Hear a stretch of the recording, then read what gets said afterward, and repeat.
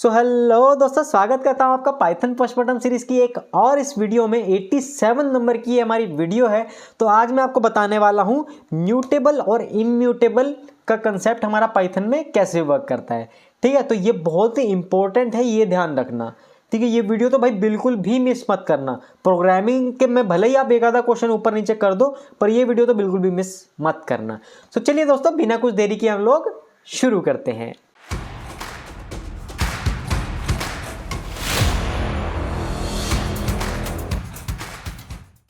तो देखो, जैसे कि आप लोग स्क्रीन पे देख पा रहे हो कि mutable means we can change that objects. ठीक है, ऑब्जेक्ट क्या होते हैं, कुछ भी नहीं है, मैं आपको बताता हूँ, डोंट वरी। देखो, mutable simply we can change और immutable means we can not change. ठीक है, जैसे कि आप इमेज में देख पा रहे हो, ये एक तरह से हैकर की इमेज लगी है ना, ये उसको हैक कर सकता है, यानी ये म्यूटेबल है, ये चेंज कर सकता है। और इम्यूटेबल क्या होता है, उसमें ताला लगा हुआ है, लॉक लगा हुआ है, we can not change them. ठीक है, तो ये होता है म्यूटेबल और इम्यूटेबल। अब ये पाइथन में कैसे वर्क करता है मैं आपको बताता हूँ। नेक्स्ट स्लाइड पे आ जाते हैं। देखो, इन दोनों के बीच में डिफरेंस है। ठीक है, mutable means we can change the value after creation and immutable means we can not change the value after creation. ठीक है, क्रिएशन मतलब जो भी हम वैल्यूज डिक्लेयर करते हैं, जैसे a = 10, ठीक है, b = भूपी सिंह, है ना, स्ट्रिंग। ठीक है, तो ये सब हमारी जो वैल्यूज होती है हम इसी की बात कर रहे हैं। ठीक है, और कुछ भी नहीं है। ठीक है, तो म्यूटेबल के एग्जांपल आ जाते हैं लिस्ट, डिक्शनरी, सेट्स, और उसके बाद इम्यूटेबल में आ जाते हैं इंट, स्ट्रिंग, फ्लोट, टपल। ये सब हम चेंज नहीं कर सकते। ठीक है, मुझे पता है आप लोगों ने ये सब अभी नहीं पढ़ा है, लिस्ट, डिक्शनरी, सेट, टपल, ये सब आपने नहीं पढ़ा, मैं समझता हूँ, कोई दिक्कत नहीं, एक बार वीडियो देख लो बस। बाकी जब हम ये टॉपिक्स भी कवर करेंगे तो आपको और अच्छे से समझ में आ जाएगा। ठीक है, तो देखो, अब मैं आपको थोड़ा प्रोग्रामिंग में बताता हूँ। ठीक है, ये डेफिनेशन आप बाद में पढ़ना, मैं आपको बताता हूँ। देखो, पाइचार्म पे आ जाते हैं। ठीक है, ये हमारा पिछला प्रोग्राम था पैलिंड्रोम का। ठीक है, तो देखो, मान लो मैंने a = 10 डिक्लेयर किया। ठीक है, a = मैंने 10 डिक्लेयर किया, तो 10 एक ऑब्जेक्ट बन गया एक तरह से। ठीक है, ये वाली इमेज में आ जाओ आप, नहीं इसमें नहीं, इसमें आ जाओ। देखो देखो, a = 10 किया तो a जो है वो मेरा 10 ऑब्जेक्ट की तरफ पॉइंट करने लग गया। ठीक है, a मेरा 10 ऑब्जेक्ट बना है 10 वैल्यू का, उसमें a जो है वो पॉइंट करने लग गया। क्लियर है? अब मैं क्या करता हूं कि मैं इसकी आईडी प्रिंट कराता हूं। आईडी फंक्शन मैंने बताया था ना, ये लोकेशन प्रिंट कराता है कि कौन सी लोकेशन पे ये ऑब्जेक्ट बना है। ठीक है, तो इसकी आइडेंटिटी मेरे को पता लग जाएगी। देखो, ये मेरा आईडी है कि इस लोकेशन पे ये ऑब्जेक्ट मेरा बना है। अब मैं इसको चेंज नहीं कर सकता, ये ध्यान रखना। ये जो एक बार ऑब्जेक्ट बन गया, मैं इसको चेंज नहीं कर सकता। लेकिन अब आप बोलोगे मैं इसको चेंज कर सकता हूं, मैं यहाँ पे a = 20 दे सकता हूं। ठीक है, आप चेंज कर सकते हो, आप ऐसा बोलोगे।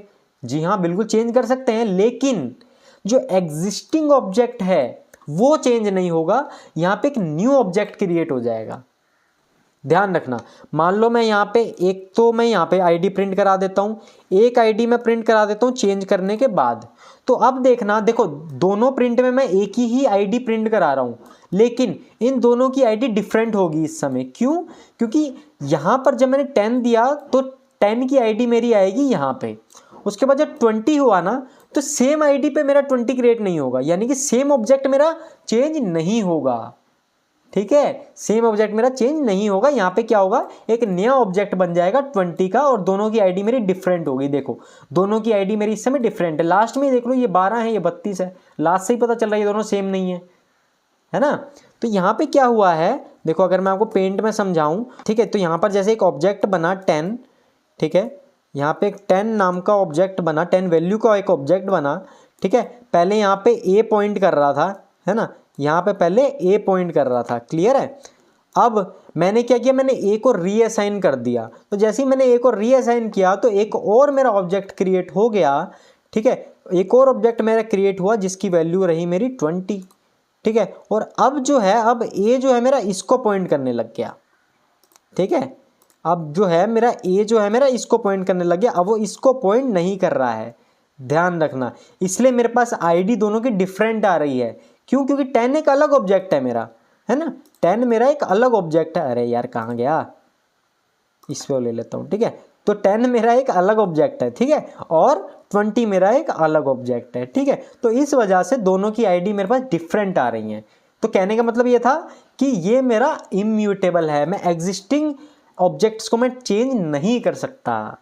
ठीक है, चलिए अब आप पढ़ो डेफिनेशन और आपको और अच्छे से समझ में आ जाएगा। डेफिनेशन कहाँ है, इधर आ जाओ, इधर आ जाओ, चलो ठीक है। अरे यार वही स्लाइड खुल गई। तो ये हमारी डेफिनेशन है। अब आप ये डेफिनेशन पढ़ो, देखो all fundamental data types are immutable, that immutable means that means we can not change them. ठीक है, फंडामेंटल डेटा टाइप्स कौन से होते हैं, इंट, फ्लोट, स्ट्रिंग, है ना, ये सारे हमारे फंडामेंटल डेटा टाइप्स होते हैं। अब मैं इसको चेंज नहीं कर सकता, they are immutable, that means once we create an object we can not perform any changes.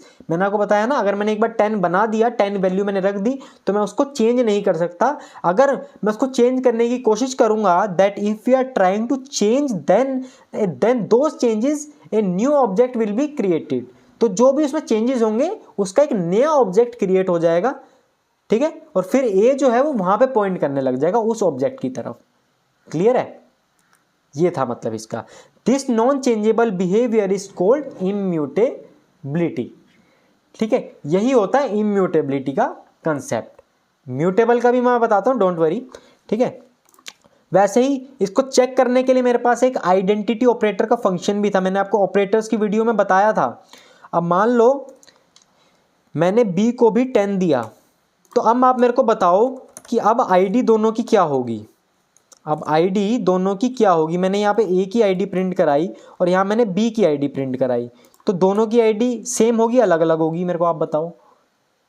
दोनों की आईडी मेरी सेम होगी, क्यों, क्योंकि देखो जैसे मैंने बी को 10 दोबारा रीअसाइन किया ना, पाइथन चेक करेगा कि 10 नाम से 10 वैल्यू से कोई और ऑब्जेक्ट तो नहीं क्रिएट हो रखा।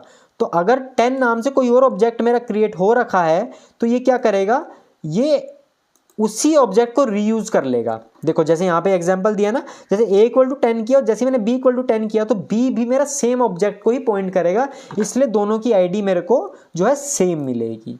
ठीक है, दोनों की आईडी मेरे को सेम मिलेगी। ठीक है, तो पाइथन क्या करेगा, पीवीएम क्या करेगा, पाइथन वर्चुअल मशीन चेक करेगी कि जैसे मैंने b 10 दिया तो ये चेक करेगी कि क्या 10 वैल्यू मेरी किसी ऑब्जेक्ट में है पहले से। तो अगर है तो वही ऑब्जेक्ट मेरा रीयूज हो जाएगा और b मेरा वहां पे पॉइंट करने लग जाएगा। क्लियर है, तो ये ऐसे वर्क कर रहा है। तो वैसे ही अब मैं इसको आइडेंटिटी ऑपरेटर से भी मैं इसको चेक कर सकता हूँ। मैंने चेक किया a इज b, कि क्या a और b मेरे सेम लोकेशन पे हैं, सेम ऑब्जेक्ट को पॉइंट कर रहे हैं, तो ये मेरे को ट्रू या फॉल्स रिटर्न करके देगा। अभी ये मेरे को ट्रू दे रहा है, क्यों, क्योंकि दोनों मेरे सेम ऑब्जेक्ट पे पॉइंट कर रहे हैं। अगर मैं b को 50 कर दूं तो ये मेरे को देगा फॉल्स। क्लियर है, अगर यहाँ पे 10 के बाद मैं रीअसाइन कर दूं तो भी ये मेरे को फॉल्स देगा, क्यों, क्योंकि तब एक न्यू ऑब्जेक्ट क्रिएट हो जाएगा और b तब मेरा उस ऑब्जेक्ट को पॉइंट करने लगेगा, तो अब भी ये मेरे को फॉल्स देगा। ठीक है, इतना सा कंसेप्ट है बस। ये is operator, is not operator, ये मेरे आइडेंटिटी ऑपरेटर्स का पार्ट है। अगर वो नहीं देखी तो एक बार वो भी देख लेना। ठीक है, बाकी अच्छे से तो आपको यहीं पे समझ में आएगा। ठीक है, ये तो था इम्यूटेबिलिटी का कंसेप्ट। अब इम्यूटेबिलिटी का कंसेप्ट क्यों रिक्वायर्ड है, कि ये क्यों ऑब्जेक्ट मेरे चेंज नहीं हो सकते। आपके मन में ये क्वेश्चन भी आ रहा होगा, क्यों, कि आखिर क्यों ये ऑब्जेक्ट मेरे चेंज नहीं हो सकते। तो देखो उसका सिंपल सा रीज़न ये है कि मान लो ये ऑब्जेक्ट मेरा क्रिएट हुआ, ठीक है, अब यहाँ पर मेरे 1000 वेरिएबल हैं, 1000 वेरिएबल मेरा एक ही ऑब्जेक्ट को पॉइंट कर रहे हैं। तो अब क्या होगा, अगर मैं इसका बिहेवियर चेंजेबल हो जाएगा ना, तो इस केस में क्या होगा, इस केस में होगा कि अगर जैसे मान लो इसकी वैल्यू अगर मैंने चेंज करी, रबड़ का, इसको मैं रबड़ से हटाता हूँ। देखो मान लो कि इसकी वैल्यू अगर मैंने चेंज कर दी, मैंने ये 20 था, अब मैंने इसकी वैल्यू कर दी 2000। ठीक है, मैंने इसकी वैल्यू कर दी 2000। तो अब क्या होगा, ये चेंज मेरा सारे वेरिएबल से मेरा रिफ्लेक्ट हो जाएगा। सारे के सारे वेरिएबल, जितने भी ये 1000 वेरिएबल मेरे पॉइंट कर रहे थे ना, अरे ये टेढ़ा मेढ़ा कहाँ से हो गया, जितने भी सारे वेरिएबल मेरे पॉइंट कर रहे थे ना इस ऑब्जेक्ट को, तो इन सब में वैल्यू चेंज हो जाएगी। ठीक है, तो इस वजह से इम्यूटेबिलिटी कंसेप्ट की हमारे को बहुत ज़्यादा नीड है कि एग्जिस्टिंग ऑब्जेक्ट मेरा चेंज ना हो, अगर मैं चेंज करने की कोशिश करूं तो एक नया ऑब्जेक्ट क्रिएट हो जाए। ठीक है, बस तो यही है इंटरनल वर्किंग। मैंने आपको इंटरनल वर्किंग आपको बहुत अच्छे से बता दी है। ठीक है, ठीक है, तो ये मैं आपको बता चुका हूँ, ए इज बी दोनों सेम आईडी होगी दोनों की, तो ये मेरे को ट्रू दे देगा, अदरवाइज ये मेरे को फॉल्स देगा। ये भी मैं आपको बता चुका हूँ कि a इक्वल टू 10 किया, b इक्वल टू 10 किया तो दोनों मेरे सेम ही ऑब्जेक्ट पे पॉइंट करने लग जाएंगे। 2 क्या 3 4 आप जितने मर्जी कर दो, ठीक है। तो पाइथन में अगर पहले से ही 10 वैल्यू का एक ऑब्जेक्ट बना हुआ है तो वही रीयूज हो जाएगा, वही शेयर हो जाएगा सब में, ठीक है। चलिए अब आ जाता है कंक्लूजन। नाउ यू माई, अरे यार ये तो मैंने आपको बता ही दिया, ये तो मैंने सस्पेंस से रखना था।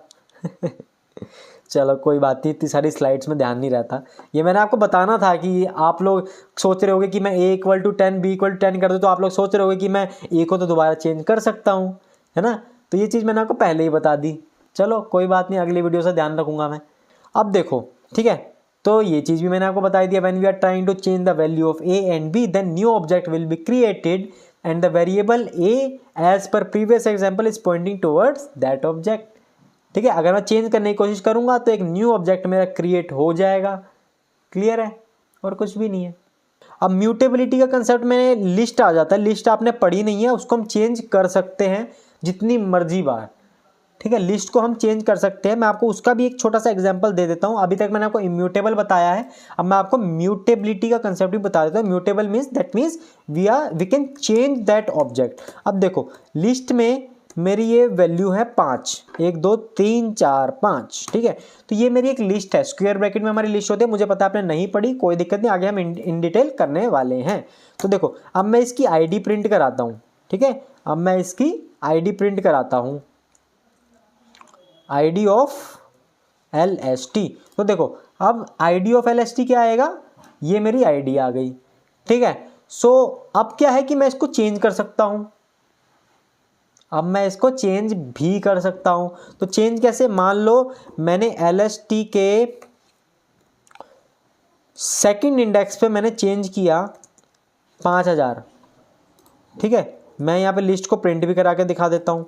लिस्ट को मैंने प्रिंट करा दिया यहाँ पे, और एक बार मैं आईडी प्रिंट करा लेता हूँ चेंज करने से पहले, और एक बार मैंने आईडी प्रिंट करा दी चेंज करने के बाद, ठीक है। एक बार मैंने चेंज करने से पहले करा दी, एक बार मैंने चेंज करने के बाद करा दी। क्लियर है, चलो ये हो गया।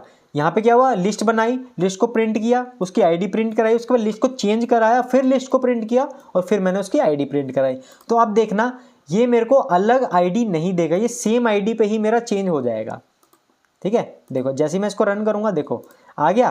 पहले मेरी लिस्ट थी 1 2 3 4 5, उसकी आईडी देखो ये दोनों आईडी सेम है। उसके बाद चेंज करने के बाद मैंने सेकंड इंडेक्स पे मैंने 5000 कर दिया, 3 की जगह मैंने 5000 चेंज कर दिया, ठीक है। और 5000 चेंज करने के बाद भी मेरी दोनों की सेम आईडी है, ठीक है, बिफोर चेंजिंग द लिस्ट और आफ्टर चेंजिंग द लिस्ट, ठीक है। ये होता है म्यूटेबिलिटी का कंसेप्ट। क्लियर है, उम्मीद करता हूँ आपको इस समझ में आ गया होगा। बाकी म्यूटेबिलिटी का कंसेप्ट हम आगे इन डिटेल करने वाले हैं जब हम लोग लिस्ट डिक्शनरी सेट हम करेंगे, ठीक है। सो डोंट वरी, आपको अगर इस वीडियो से अगर 50-60% भी समझ आया है ना, बहुत है, मैं कह रहा हूँ बहुत ही आपने समझ लिया इस वीडियो में, ठीक है। सो चलिए दोस्तों, उम्मीद करता हूँ आपको ये वीडियो पसंद आई होगी। वीडियो पसंद आई हो तो वही अपना चैनल को सब्सक्राइब कर लेना, वीडियो को लाइक ज़रूर कर देना। तो अगली वीडियोज़ में हम लोग देखने वाले हैं स्टार पैटर्न्स। अगली वीडियोज़ में हम पूरी प्लेलिस्ट लाऊंगा, ठीक है। अगली वीडियो के डिस्क्रिप्शन बॉक्स में आप प्लेलिस्ट डाल दूंगा, वो पूरी प्लेलिस्ट स्टार पैटर्न से भरी हुई होगी, ठीक है। 24-25 प्रोग्राम हम पूरे स्टार पैटर्न से रिलेटेड करने वाले हैं, ठीक है। सो चलिए दोस्तों, उम्मीद करता हूँ आपको ये वीडियो पसंद आई होगी। वही सब चैनल को सब्सक्राइब कर लेना। सो मिलते हैं फिर अगली वीडियो में, तब तक के लिए अपना ध्यान रखें, जानवरों से प्यार करें। जय हिंद।